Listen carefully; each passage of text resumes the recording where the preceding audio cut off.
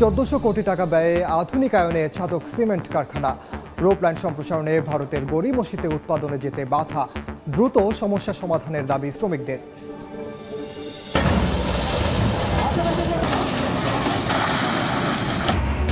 গড়িয়ে দেয়া হলো অবৈধভাবে তৈরি করা শতাধিক স্থাপনা।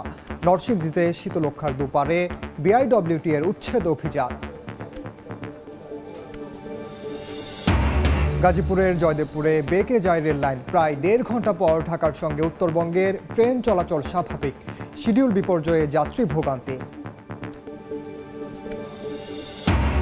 এবং জামালপুরের মাদারগঞ্জে গ্যাস কূপে অনুসন্ধান শুরু। দৈনিক 10 মিলিয়ন ঘনফুট উত্তোলন সম্ভব। প্রায় 30 বছর পর্যন্ত পাওয়ার আশা পেট্রোবাংলা।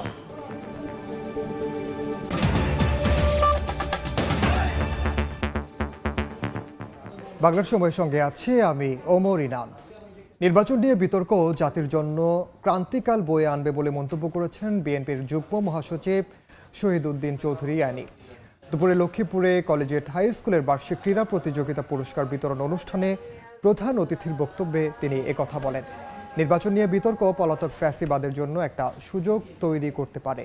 দেশবাসীর জন্য সুন্দর ও স্বাভাবিক পরিবেশ তৈরি করতে সবার প্রচেষ্টা প্রয়োজন উল্লেখ করে নির্বাচন নিয়ে ঐকমত্যের আহ্বান জানান বিএনপির এই কেন্দ্রীয় নেতা। অনুষ্ঠান শেষে বিভিন্ন ইভেন্টে বিজয়ীদের হাতে পুরস্কার তুলে দেন আমন্ত্রিত অতিথিরা।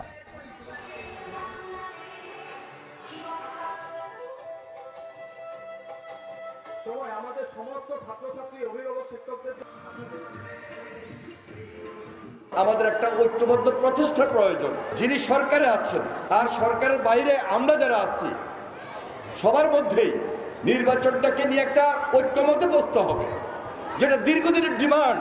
এখানে বিতর্ক সৃষ্টি করার কোনো সুযোগ নাই। আলোচনার টেবিলে আপনার ডাকবেন, সকল রাজনৈতিক দল নিয়ে বসে এটার সমাধান খুবই জরুরি। যৌক্তিক সময়ে নির্বাচন, একটা দ্রুত সময়ে নির্বাচন, এবং সেই নির্বাচনটা অবশ্যই নিরপেক্ষ হবে। এবারের নির্বাচনের প্রধান চ্যালেঞ্জ হবে হারানো নির্বাচনী ব্যবস্থা ফিরিয়ে আনা। ইসি এ সুযোগ হারাতে চায় না বলে মন্তব্য করেছেন নির্বাচন কমিশনার আবুল ফজল মোহাম্মদ সানাউল্লাহ। সকালে রংপুরে আঞ্চলিক নির্বাচন কর্মকর্তার সম্মেলন কক্ষে ত্রয়োদশ জাতীয় সংসদ নির্বাচন সংক্রান্ত মতবিনিময় সভায় কথা বলেন তিনি। এ সময় তিনি দাবি করেন বিগত সময়ে প্রিজাইডিং ও পোলিং অফিসাররা ঠিকভাবে কাজ করতে পারেনি। তবে এবার দায়িত্ব দেওয়া হবে নিরপেক্ষদের। শুধু এনআইডি সংশোধনের জন্য 3,88,000 আবেদন প্রক্রিয়াধীন আছে উল্লেখ করে নির্ভুল ভোটার তালিকা প্রস্তুত ও এনআইডিতে সঠিক তথ্য নিশ্চিত করতে সতর্কভাবে কাজ করার নির্দেশ দেন তিনি। মতবিনিময় শেষে নতুন ভোটারদের তথ্য সংগ্রহ কার্যক্রম পরিদর্শন করেন নির্বাচন কমিশনার।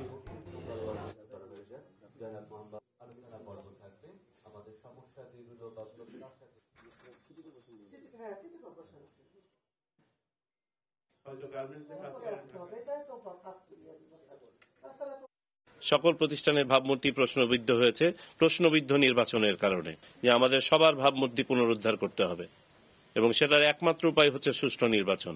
এবং আমি নিশ্চিত সবাই এটা করতে বদ্ধপরিকর। পলিটিক্যাল গভর্নমেন্টের কোনো প্রভাবও নাই, ভবিষ্যতে ইনশাল্লাহ থাকবে না। আর বর্তমান নির্বাচন কমিশনের অধীনে যা যা করা প্রয়োজন তাই করা হবে, যাতে করে সবাই সমভাবে সবার দিকে তাকান।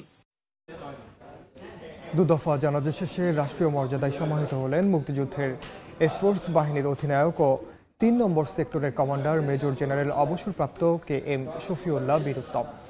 দুপুরে জোহরের নামাজের পর সেনাবাহিনীর তত্ত্বাবধানে তার জন্মস্থান নারায়ণগঞ্জের রূপগঞ্জে কাজী আব্দুল হামিদ উচ্চ বিদ্যালয় মাঠে জানাজা অনুষ্ঠিত হয়। জানাজা শেষে তার আত্মার শান্তি ও মাগফিরাত কামনায় দোয়া করা হয়। এরপর এই বীর মুক্তিযোদ্ধাকে গার্ড অফ অনার দেওয়া হয়। আসর নামাজের পর ঢাকা সেনানিবাসের কেন্দ্রীয় মসজিদে দ্বিতীয় জানাজা শেষে বনানী সামরিক কবরস্থানে সমাহিত করা হয় তাকে। সকালে ঢাকার CMH চিকিৎসাধীন অবস্থায় মারা যান KM শফিউল্লাহ।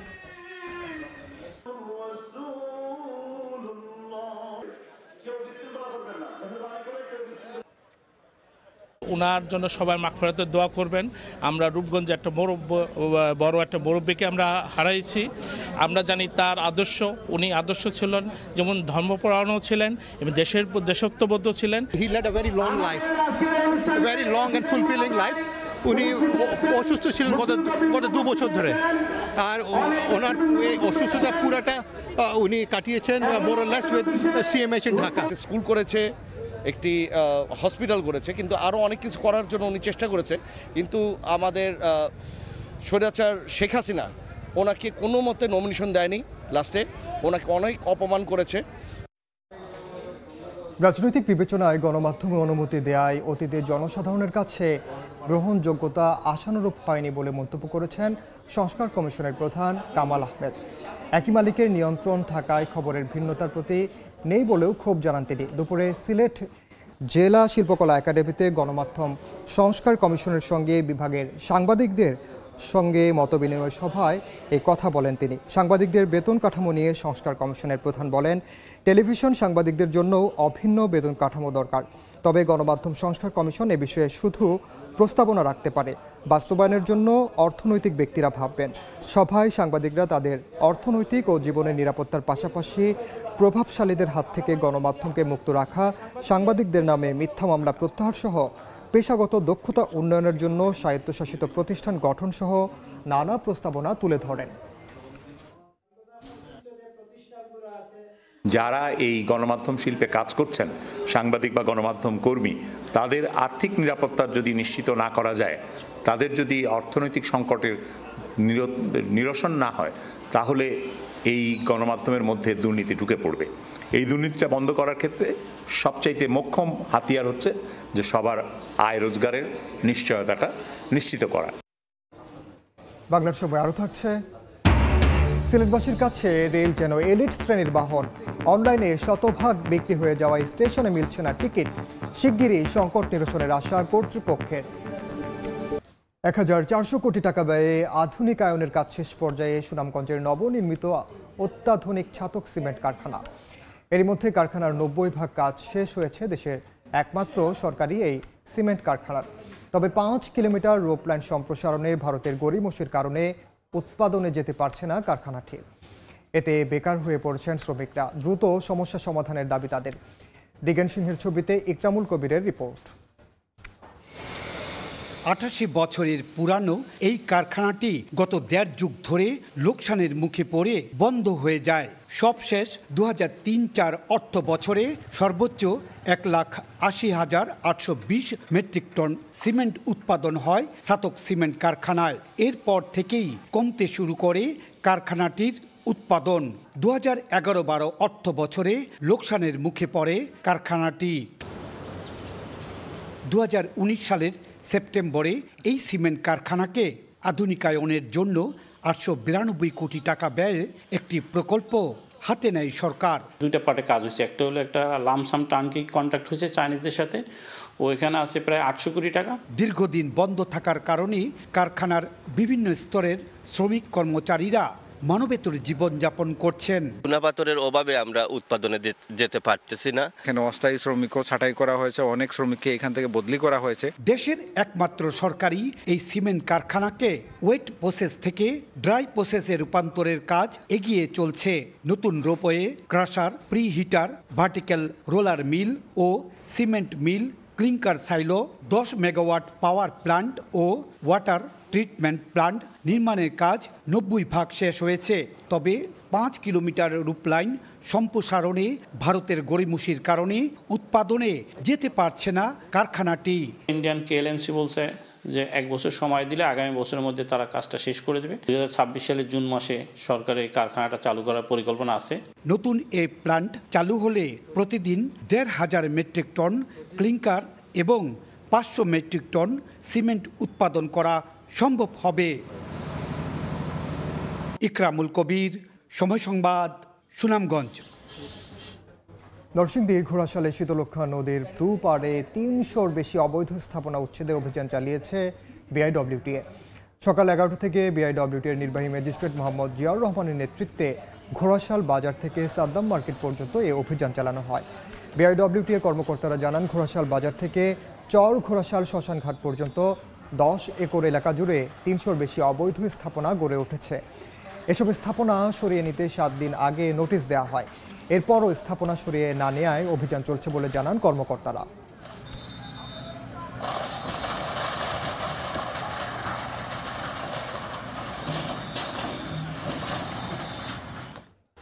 গাজীপুরের জয়দেবপুরে রেললাইন বেঁকে যাওয়ার ঘটনা ঘটেছে। এতে ঢাকার সঙ্গে উত্তরবঙ্গে ট্রেন চলাচল বিঘ্নিত হয়।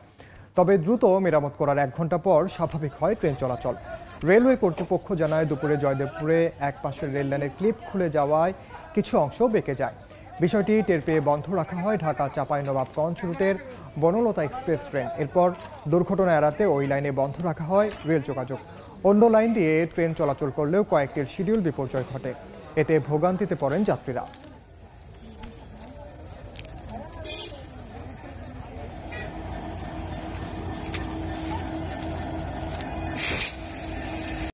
জামালপুরের মাদারগঞ্জের তারতাপাড়া গ্রামে গ্যাসকূপ জামালপুর 1 অনুসন্ধান প্রকল্প শুরু হয়েছে। প্রতিদিন এই প্রকল্প থেকে 10 মিলিয়ন ঘনফুট গ্যাস উত্তোলন করা সম্ভব হবে বলে আশা পেট্রোবাংলার। 2012 সালে তারতাপাড়া গ্রামে রবিউল ইসলাম নামে এক কৃষক তার ধান খেতে ওঠা গ্যাস দিয়ে কৃষি জমিতে সেচ যন্ত্র ব্যবহার করে আসছিলেন। এমন খবরে জামালপুরের জেলা প্রশাসন ওই গ্রামে গ্যাস পাওয়ার সম্ভাবনার কথা জানিয়ে পেট্রোবাংলা কর্তৃপক্ষকে লিখিতভাবে অবহিত করে। এরপর দ্বিমাত্রিক জরিপ কাজ শেষ করে 2017 সাল থেকে গ্যাস অনুসন্ধান প্রকল্পের কাজ শুরু করে পেট্রোবাংলা। জরিপ শেষে এখন চলছে গ্যাস অনুসন্ধান কাজ। এই কাজটা আমাদের যদি কোনো ট্রাবল না থাকে তাহলে আমাদের নির্ধারণ করা আছে 90 দিন। তো আমরা ইনশাল্লাহ এর ভিতরে চেষ্টা করব। আমরা পরবর্তীতে কিন্তু একটা ক্লোজ গ্রিড আমরা কিন্তু একটা 2D করেছি। তাছাড়া একটা জাপানিজ একটা কোম্পানি এখানে সাইসমিক সার্ভে করে এই এরিয়াতে, তারাও কিন্তু এখানে আমাদেরকে বলেছে যে এখানে একটা ভালো তেলেরও একটা লেয়ার আছে এবং গ্যাসেরও একটা স্যান্ড আছে। প্রতিদিন এখান থেকে 10 মিলিয়ন ঘনফুট গ্যাস উত্তোলন হবে। এটা 25 থেকে 30 বছর পাওয়া যাবে বলে জানায় পেট্রোবাংলা। প্রতিদিন আমাদের এখান থেকে 10 মিলিয়ন ঘনফুট এখানে উৎপাদিত হবে, গ্যাস উত্তোলন করা হবে এবং 20 বছর থেকে 25 বছর পাওয়া যাবে এটা, এবং এটার বাজার মূল্য অনেক বেশি। আমরা কমপক্ষে 10 MMCFD গ্যাস এখান থেকে পাবো এবং সেটা 25 থেকে 30 বছর আমরা দিতে পারবো। আমাদের সার্ভে রিপোর্ট তাই বলে। প্রায় 6 একর জমির উপর এই প্রকল্পের ব্যয় ধরা হয়েছে 168 কোটি টাকা। সময় সংবাদ, জামালপুর। বিভিন্ন অনিয়মের অভিযোগে পঞ্চগড় জেলা ও দায়রা জজ আদালত এবং চিফ জুডিশিয়াল ম্যাজিস্ট্রেট আদালতের 4 বিচারকের অপসারণের দাবিতে বিক্ষোভ করেছেন শিক্ষার্থীরা। দুপুরে আদালতের সব গেটে তালা দিয়ে ঘেরাও করে এ কর্মসূচি পালন করেন জেলা বৈষম্য বিরোধী ছাত্র আন্দোলন সহ শিক্ষার্থীরা। জেলা ও দায়রা জজ Golam Faruk, chief judicial magistrate Mehedi Hasan মণ্ডল ও বিচারক আশরাফুজ্জামান ও আবু হেনা এখনও ঘুষ, দুর্নীতি ও নিয়োগ বাণিজ্য করছেন বলে অভিযোগ করেন বিক্ষোভকারীরা। এ বিষয়ে প্রতিবাদ করায় সমন্বয়কদের দেখে নেওয়ার হুমকি দেওয়া হয়েছে দাবি করে সন্ধ্যার মধ্যে অভিযুক্তদের অপসারণ না করলে কর্মসূচি অব্যাহত থাকবে বলেও জানান তারা। স্থায়ী ক্যাম্পাস নির্মাণের দাবিতে সিরাজগঞ্জের মহাসড়ক অবরোধ করে বিক্ষোভ করেছেন রবীন্দ্র বিশ্ববিদ্যালয়ের শিক্ষার্থীরা। দুপুরে শাহজাদপুরের বগুড়া নগরবাড়ি মহাসড়কের বেসিক বাস স্ট্যান্ড এলাকায় প্রায় 2 ঘন্টা ব্যাপী মহাসড়ক অবরোধ করে এ কর্মসূচি পালন করেন তারা। এ সময় সড়কের উভয় পাশে যান চলাচল বন্ধ হয়ে যায়। পরে বিশ্ববিদ্যালয়ের প্রশাসনের আশ্বাসে অবরোধ তুলে নেন শিক্ষার্থীরা। এর আগে বিশ্ববিদ্যালয়ের ভাড়া নেওয়া একাডেমিক ভবন থেকে বিক্ষোভ মিছিল বের করে শিক্ষার্থীরা স্থায়ী ক্যাম্পাসের দাবিতে বিভিন্ন স্লোগান দেয়। বাংলার সময়ে আরও থাকছে, ধ্বংসের পথে সাদাসোনা খ্যাত হবিগঞ্জের রাবার শিল্প, আন্তর্জাতিক বাজারে দরপতন ও সরকারি পৃষ্ঠপোষকতার অভাব, উদ্যোগ নেওয়ার দাবি লোকসানে থাকা বাগান মালিকদের। অনলাইনে শতভাগ বিক্রি হওয়ায় সিলেট অঞ্চলের স্টেশনগুলোতে মিলছে না টিকিট। কথিত ভিআইপিদের নামে টিকিট ব্লকের অভিযোগও বিস্তর। এতে সাধারণ মানুষ হচ্ছেন বঞ্চিত। মেল ট্রেনই শেষ ভরসা হলেও দিনে একটি মাত্র ট্রেন কখন আসে আর কখন ছাড়ে তাও বলতে পারেন না কেউ। কর্তৃপক্ষ অভিযোগ অস্বীকার করে বলছে সমস্যা আর সংকটের ব্যাপারে জানে ওপর মহল, শিগগিরই মিলবে সুরাহা। আমিনুল ইসলামের রিপোর্ট, ছবি তুলেছেন নওশাদ আহমদ চৌধুরী।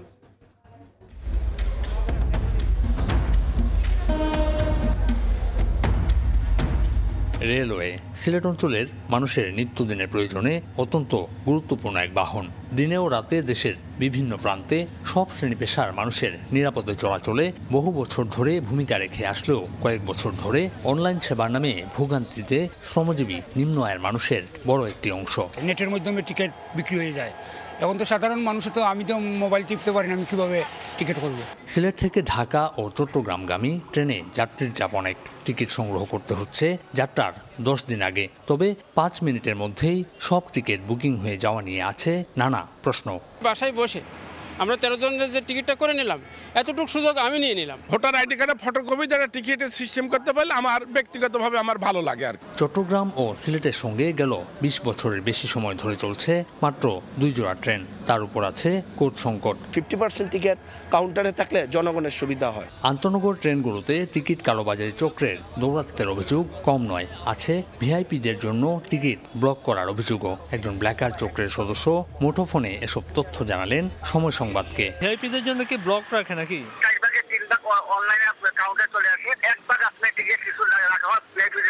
তবে টিকিট ব্লকের বিষয়টি অস্বীকার করে নানা সংকট ও সমস্যার বিষয়কে সামনে আনলেন রেলওয়ের এই কর্মকর্তা।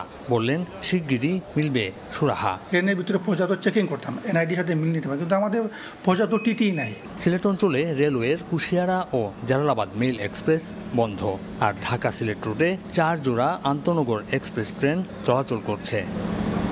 নানা ভোগান্তি এবং সংকট কাটিয়ে উঠতে পারলে এই রেলওয়ে হয়ে উঠবে সবচেয়ে সুবিধাজনক বাহন। আমিনুল ইসলাম, সময় সংবাদ, সিলেট। ব্রাহ্মণবাড়িয়ায় ভারতীয় নাগরিককে বিল ইজারা দেওয়ার পাঁয়তারার অভিযোগ তুলে প্রতিবাদ সভা করেছেন স্থানীয় মৎস্যজীবীরা। সকালে জেলা প্রেস ক্লাবের সামনে জড়ো হন নাসিরনগর উপজেলার ভলাকুট কান্দিপাড়া মৎস্যজীবী সমবায় সমিতির সদস্যরা। এ সময় তারা দাবি করেন স্বাধীনতার পর থেকে জেলেরা 3 বছরের জন্য ইজারা নিচ্ছেন ভলাকুট বিলটি। তবে এবছর সজল দাস নামে এক ভারতীয় নাগরিকের কাছে বিলটি অতিরিক্ত টাকায় ইজারা দেওয়ার প্রস্তুতি নিয়েছে উপজেলা প্রশাসন। দ্রুত স্থানীয় জেলেদের বিলটি ইজারা দেওয়ার দাবি জানানো হয়।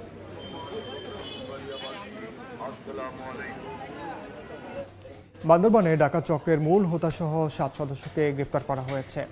দুপুরে সংবাদ সম্মেলনে পুলিশ জানায় 4 জানুয়ারি এনজিও কর্মী জাহেদ হাসান মোটরসাইকেল নিয়ে কর্মস্থলে যাওয়ার সময় ডাকাত দল পথ রোধ করে নগদ টাকা, মোবাইল ফোন সহ মোটরসাইকেল ছিনতাই করে। এই ঘটনায় ভুক্তভোগী বাদী হয়ে লামা থানায় একটি মামলা করেন। এরপর চকরিয়া, লোহাগাড়া সহ আশপাশের এলাকায় অভিযান চালিয়ে ডাকাত দলের মূল হোতাসহ 7 সদস্যকে গ্রেফতার করে পুলিশ। তাদের কাছ থেকে 4টি মোটরসাইকেল, 5টি মোবাইল ফোন ও ডাকাতিতে ব্যবহৃত একটি পোর্টেবল স্টিক উদ্ধার করা হয়। চট্টগ্রামে 3 অপহৃতকে উদ্ধার করেছে নগর গোয়েন্দা পুলিশ। গ্রেফতার করা হয় 4 অপহরণকারীকে।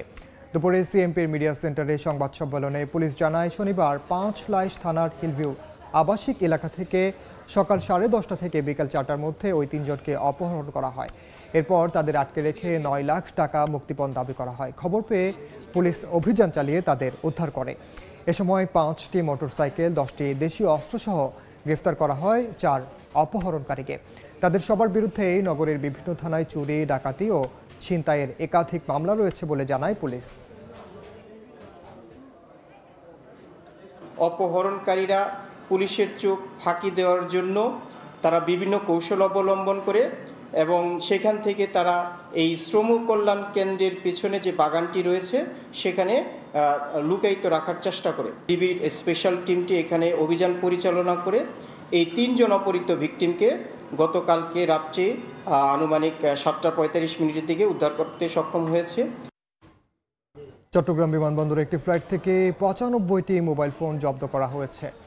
গোপন সংবাদের ভিত্তিতে শারজাহ থেকে আসা বাংলাদেশ এয়ারলাইন্সের একটি ফ্লাইটের ভেতর অভিযান চালায় শুল্ক গোয়েন্দা বিভাগ। এ সময় পরিত্যক্ত একটি ট্রলি ব্যাগ থেকে মোবাইলগুলো উদ্ধার করা হয়, যার আনুমানিক বাজার মূল্য 18,30,000 টাকা। পরে উদ্ধার করা মোবাইল বিমানবন্দর কাস্টমসের কাছে হস্তান্তর করা হয়। তবে এ ঘটনায় কাউকে আটক করা যায়নি।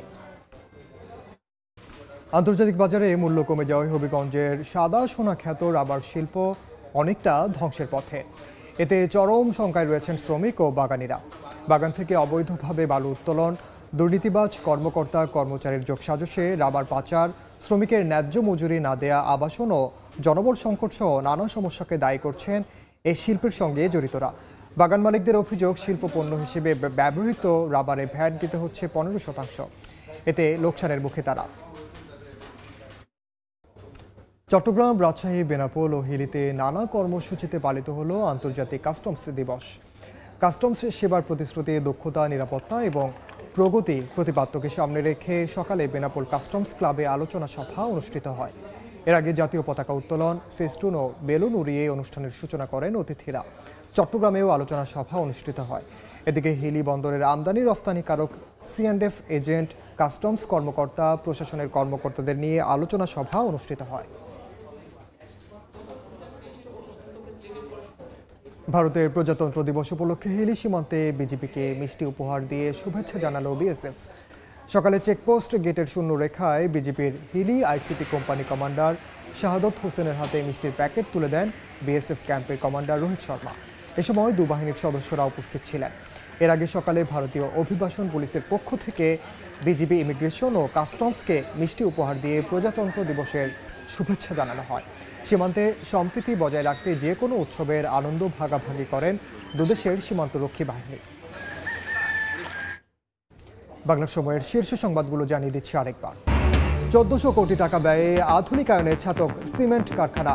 রোপলাইন সম্প্রসারণে ভারতের গড়ি মসজিদে উৎপাদনে যেতে বাধা। দ্রুত সমস্যা সমাধানের দাবি শ্রমিকদের।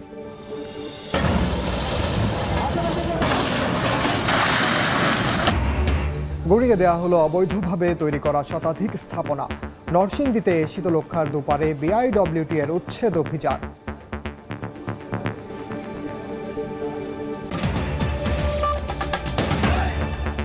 এ ছিল বাংলার সময়ের সঙ্গে থাকুন সময়।